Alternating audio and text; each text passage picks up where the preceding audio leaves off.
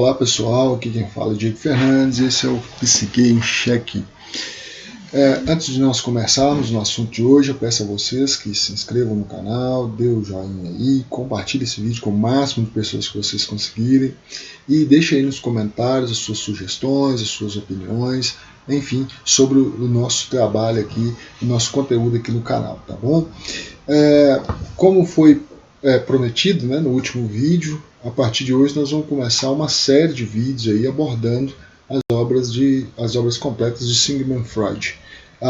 E eu tinha dito, né, que nós vamos andar aí, e a lógica que vamos usar aqui é a de livre associação de ideias, sem um script, sem algo prévio, a partir, claro, da leitura dos textos, né?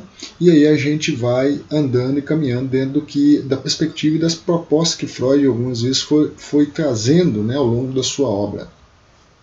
O que algumas vezes, alguns vídeos podem ter determinado tempo, outros outro tempo, né? Então não tem aí uma demarcação limitatória, vamos assim dizer, nem para menos nem para mais do tempo do vídeo.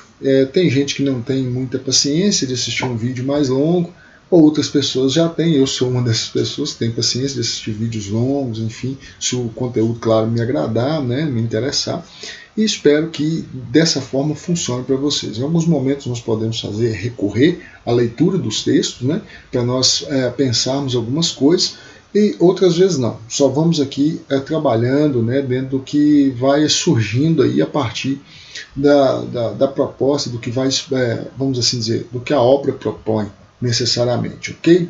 E como eu havia dito, no último vídeo não ficou muito claro, aí eu vou tentar afastar por causa da luz aqui, né? Aí não estava aparecendo o nome, eu cheguei próximo da câmera e aí logo não apareceu. Nós vamos começar por essa obra, como eu disse no outro vídeo, nós vamos usar essa versão da Companhia das Letras, está aqui, né?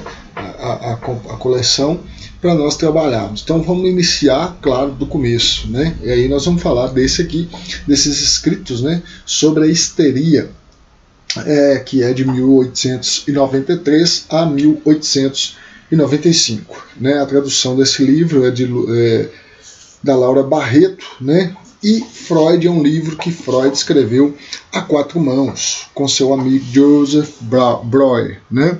Ele escreveu com Joseph Breuer.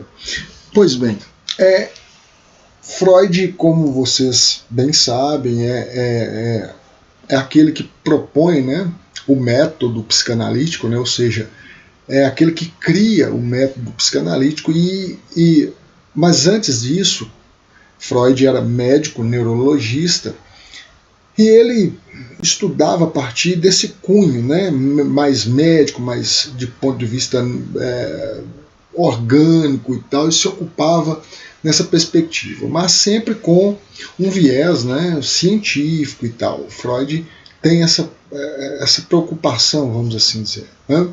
E Freud foi, certa feita, um período, né, com seu mestre chamado Charcot, e aprendeu uma técnica, né, que é a técnica da hipnose, e ele viu que aquilo tinha alguma fundamentação, que aquilo poderia de alguma forma auxiliar nos métodos, vamos assim dizer, clínicos, né, propostos por ele a posteriori. Só que Freud vai fazer uma espécie, vamos assim dizer, de uma residência médica e encontra Joseph Breuer. E o primeiro caso que chama a atenção de Freud é o caso da senhorita Anna Orr, onde Breuer convidava ela a falar da sua situação, das suas angústias, a falar, e Freud começou a perceber que aquilo tinha uma fundamentação, porque era uma ocupação de Breuer a histeria, uma patologia, um tipo de patologia que até o momento eles estavam ali em dúvida se aquilo era de cunho neurológico, mas começaram a perceber que tinha algumas questões que pareciam ser psicológicas. Então foi, né, percebendo-se que as manifestações somáticas, as manifestações que se davam no corpo, muitas vezes poderia ser, e era quase que sempre direcionada ou era ligada a um problema neurológico, ou seja, de cunho orgânico, né, de cunho de algo, vamos assim dizer, mais relacionado às ciências naturais. Contudo, essa curiosidade, né, de entender mais sobre essa patologia, compreender mais como funciona essa patologia, levou Breuer a ser um investigador, né? Então, o caso que inaugura, vamos assim dizer, a psicanálise, o caso clínico, né, que inaugura a psicanálise, não é propriamente de Freud, mas é de Breuer, né? Como eu já disse, é da senhorita Anna O. E aonde eles escrevem, então, esse trabalho, como eu já disse, em 4 mãos, né? Onde vão discorrer sobre os seus casos clínicos e algumas questões teóricas, né, propriamente dito. Freud ficou encantado ao ver a técnica proposta, né, por Breuer, e ele vão assim buscar tratar, propriamente vamos assim dizer, o Freud vai buscar tratar suas pacientes através disso que ele aprendeu com Charcot, que é a hipnose, utilizando o método catártico, né, que algumas vezes poderia ser utilizado por uma palavra, onde evocava, como ele diz, pressionava, né, o paciente em determinado ponto, ou pressionava a testa da paciente, fazendo uma força mesmo na testa da paciente, e aquilo, de alguma forma, alterava o estado de consciência, ou vamos assim dizer, rebaixava o estado de consciência da paciente, e aonde surgiam coisas, questões que poderiam muitas vezes solucionar aquele caso de uma conversão histérica, ou seja, de uma manifestação histérica tanto no corpo. Contudo, não é só somática a questão da histeria, né? Ou seja, ela não manifesta só no corpo, também tem o comportamento histérico, tem os ataques histéricos, né? Então tem uma questão aí que eles começaram a ver, olha, não é só neurologia, não é só desse ponto, tem alguma coisa psicológica nisso. E aí, utilizando esse método catártico, né, da hipnose, Freud começa então a tratar de suas pacientes. Alguns insights vão aparecer para Freud da técnica psicanalítica propriamente dita já no começo, quando Freud estava em um dos casos clínicos aqui relatados nesse trabalho, né, onde Freud está tratando a paciente, e aí Freud começa a propor algumas coisas para a paciente, começa a questionar, começa a pressionar a paciente, e ela vira para ele e fala assim, olha, deixa eu falar, né, deixa eu falar o que eu quero. E Freud, imagine você em 1819, uma pessoa discutir com o médico, falar assim, peraí, deixa que eu falo sobre mim, deixa eu falar sobre essa minha questão. Então, isso é um insight já para Freud começar a falar, olha, a fala é um caminho. A fala de alguma forma, essa questão simbolizadora, essa questão simbólica, tem algum efeito sobre o sujeito. Se essa histeria é de cunho psicológico, se a histeria tem alguma coisa a ver com o que a pessoa ouviu, com uma situação que essa pessoa vivenciou, e que isso gera um efeito na pessoa, inclusive algumas manifestações, alguns sintomas, né? Vamos aí introduzir a palavra sintoma. Se algum sintoma surge a partir de eventos, muitas vezes de uma expressão ouvida, de uma situação vivenciada, e isso converge, em alguma maneira, sai do campo psicológico e atinge o corpo, talvez a via para o tratamento disso seja também a palavra, seja o falar, seja aí, deixe-me falar sobre o que eu quero, né? A paciente questiona ele. Esse insight é maravilhoso, e maravilhoso é a proposta da paciente, né? Que o questiona, né? Deixa eu falar sobre o que eu estou sentindo. Então, assim, aqui já começamos a ver os primeiros passos da psicanálise propriamente dita e de como isso depois, né, a posteriori, se desenvolveria e chegaria até, claro, até onde nós hoje temos acesso do que é a psicanálise, né? Claro que no tempo de Freud teve as suas propostas, teve as questões culturais, teve as questões próprias do seu tempo, de como se manifestava em seu tempo. Já em nosso período aqui, é de outra ordem, outros sintomas, outras questões aparecem, porque a cultura também tem a ver com isso, né? O período histórico onde estão acontecendo, onde os sujeitos estão introduzidos, tem tudo a ver, né? E Freud, mas voltando aqui propriamente às questões textuais aqui, Freud começou então a perceber isso. Contudo, teve uma paciente que chamou a atenção de Freud, que ele tentava usar o método catártico, tentava usar a hipnose sobre ela, mas ela não caía, a consciência dela não rebaixava. E essa paciente, determinada feita, Freud fazendo essa pressão sobre a testa dela para ver se esse estado de consciência rebaixava, então fluiria, né, vamos assim dizer, as questões inconscientes, né, para que solucionasse o caso, para se entender aquela manifestação histérica na vida dessa pessoa. Essa paciente simplesmente diz para Freud: você não entendeu que eu não durmo? Ou seja, que eu não sou hipnotizável? Freud então tem outro insight, né? Aqui já começa um outro insight para que isso venha a ser abandonado a posteriori, mais tarde. Ou seja, para ser um método clínico e mais efetivo, para ser um método clínico mais propriamente dito, que venha auxiliar o maior número de pacientes possível, que venha conseguir ter um leque de abertura a receber casos de diferentes ordens, tem que ser um método, tem que ser técnicas que consigam lidar com todos os pacientes, e não apenas com uns e não com outros, né? Então isso aqui já liga talvez uma luz, uma lâmpadazinha aí para Freud de que mais tarde deva abandonar, no caso, o método catártico, que é o que vai acontecer, mas isso nós deixamos para um outro momento, né? Vamos nos ater aqui a esse texto, a essa questão. E Freud, então, aqui tem um insight, né? Peraí, não é todo mundo que é hipnotizável, não é todas as pessoas que entram nesse estado hipnótico, não é todo mundo que tem a sua consciência rebaixada e consegue falar. E para Freud, quando ele começa a entender, assim, ainda, claro, bem seminal, né, o entendimento, porque a histeria era algo ainda era uma patologia que ocupava, né, a vida de alguns estudiosos, alguns médicos, dentre os quais o Joseph Breuer e o Freud. Então, eles tinham cuidado, a tentativa de tentar resolver esse problema.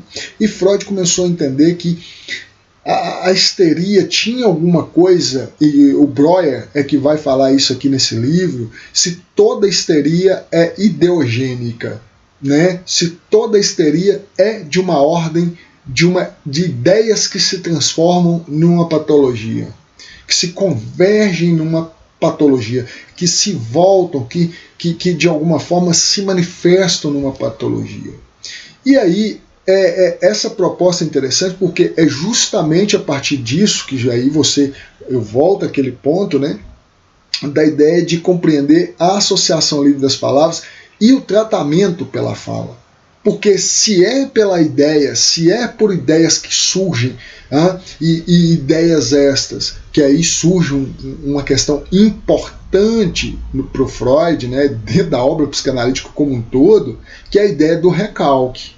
Se uma ideia é intolerável do ponto de vista consciente, ela é retirada, né, dessa consciência, recalcada, usando um termo psicanalítico, e vamos assim dizer, indo para essa instância, né, chamada inconsciente, perdão. E ali, isso na primeira tópica, né, vamos assim demarcar, porque ao longo dos nossos vídeos, ao longo que nós fomos caminhando na obra, vai ficando claro que Freud vai tendo deslocamentos, né? Vai abandonando algumas questões, ficando com outras, ficando alguns restos, mas ele vai tendo esse trajeto dentro da obra, né? Então é muito importante entendermos isso, ok? Então, assim, isso são insights que vão surgindo a partir dessas questões. Então aqui vão ter alguns casos clínicos muito importantes, como o primeiro que eu disse a vocês, que é o da Ana O, né? E é o Breuer que trata. Então, o caso inaugural da psicanálise não é Freud quem atende, é Joseph Breuer. Aí tem a senhorita M. Von, né, que traz alguns insights para Freud, muito importante também, né? A Miss Lucy, a Catarina e a senhorita Elizabeth Von. Então, assim, são esses os casos clínicos que aparecem aqui nesse trabalho, né, nessa obra de 1893 a 1895 e de coautoria aí de Joseph Breuer junto com Sigmund Freud. E aqui, né, e aqui começam, então, onde tudo inicia do ponto de vista da psicanálise. Porque, como eu disse antes disso, Freud escreveu sobre neurologia, ele tratava, né, dissecava lá as enguias para entender o sistema nervoso das enguias e tal, mas isso era de cunho médico, né, era de cunho de outra ordem, né, psicanaliticamente mesmo, a questão começa aqui. E só para ressaltar, né, algumas questões, por exemplo, pela primeira vez já vão aparecer aqui. Alguns termos, né, como, por exemplo, as reminiscências, que é justamente algo que é aplicável na clínica e que o psicólogo, ou no caso o psicanalista, tem que ficar atento, né, que são essas memórias e que deixam algumas lacunas nas histórias. Freud traz algo interessantíssimo para a gente pensar, que é a questão de que a pessoa, vamos assim dizer, ela traz uma narrativa, ela traz a sua história, ela conta aquilo, e aquilo parece fazer muito sentido, parece ser coerente, mas aí entra a escuta ainda ele, né, do médico, a escuta do analista, a escuta daquele que está atendendo aquela pessoa, e entender que talvez tenha lacunas nisso. Ou seja, tem memórias que tem algumas reminiscências, tem alguns furos entre uma questão e outra, e talvez aí esteja a resolução ou o caminho para se entender determinado quadro clínico, determinado caso. Então aqui nós já começamos a ter algumas coisas muito importantes que são aplicáveis até hoje na clínica, né? Que é esse cuidado de escuta. E o que falta nessa história? Parece ser coerente, mas e aqui? Por que pula, por exemplo, né? Você pode pegar e constatar quando você está na clínica e pede um paciente para contar a história de vida dele para você, ele geralmente dá saltos, o que talvez seja comum, né, por ser momentos mais marcantes, a pessoa vai. Contudo, você não pode se deixar engodar e se enganar e achar que é só porque aqueles momentos que ele está descrevendo são marcantes para ele e outros não. Talvez seja uma resistência, algo que Freud vai aparecer pela primeira vez aqui nessa obra. Né? Talvez seja uma resistência àquela ideia. Aquilo surge na consciência do paciente durante a sua livre associação, mas aquilo ele foge e vai para um outro lugar. Então, assim, ele está contando de quando ele tinha 10, 11, 12 anos de idade, mas de repente ele dá um salto de 7 anos e ele começa a contar quando tinha 20. Mas por que deu esse salto? O que aconteceu nesses 7 anos? Né? Será que é porque não foram importantes ou porque tem alguma coisa aqui que o eu, né, aí a posteriori, né, o ego, né, a posteriori na segunda tópica, mas aqui o consciente, né, tá ali de alguma forma esquivando daquilo e não querendo tocar naquilo, porque aquilo de alguma forma é ansiogênico, é algo angustiante para aquele sujeito, é algo sensível demais para ser tocado. Ou mesmo foi, no caso da histeria, recalcado de todo e que, de alguma maneira, não volta, não retorna completamente ao consciente, mas retorna fragmentado ou retorna sintomaticamente, né? Através dos sintomas, manifestando aí em conversões histéricas. E aí é que dão, talvez, os trechos para que se trabalhe na clínica. Então, assim, é importante voltar aos clássicos, obviamente, né, para se entender como tudo começou, e especialmente porque ainda tem questões que são válidas para agora. Não é abandonar os casos clínicos de lá e não tentar entender nada a partir daí. Pelo contrário, ler a obra de Freud é fundamental para que se entenda e aplique talvez a psicanálise hoje, para se entender os casos clínicos de hoje, para se entender os sintomas de hoje, né? Porque hoje quase é raríssimo os sintomas se manifestarem da mesma forma que se manifestaram na época de Freud. As questões culturais na época de Freud eram umas, para nós aqui hoje são outras. Então, assim, tem questões que são importantes, tem questões que ficaram de fato no tempo de Freud, mas tem questões que estão valendo. E é importante que todos compreendam tudo isso, né? Algo interessante também que surge, né, um insight que surge aqui, é que Freud começa a entender que, de alguma maneira, a histeria tem a ver com questões de cunho sexual. Tinha quase que sempre a ver com algum ponto, alguma situação vivenciada por aquela paciente de cunho sexual, com a sexualidade, né? O caso de uma das pacientes que se apaixonou pelo cunhado, né?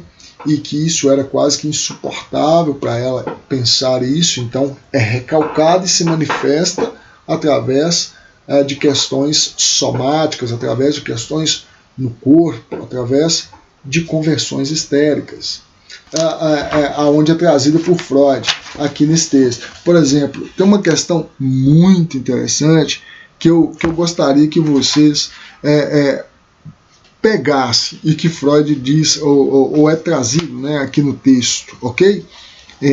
Olha, veja bem. O silêncio na casa, a escuridão opressiva, o cunhado que não as recebeu. Depois ficaram de pé diante do leito, vira morta, e no momento de horrível certeza de que a irmã amada havia morrido sem se despedir dela, sem ter seus últimos dias confortados pelos seus cuidados. No mesmo momento, um outro pensamento atravessara de súbito o cérebro de Elizabeth. Um outro pensamento que agora, incontestavelmente, de novo se apresentava. O pensamento que, como um raio fulgurante, disparou através da escuridão. Agora ele está livre outra vez e posso me tornar sua mulher.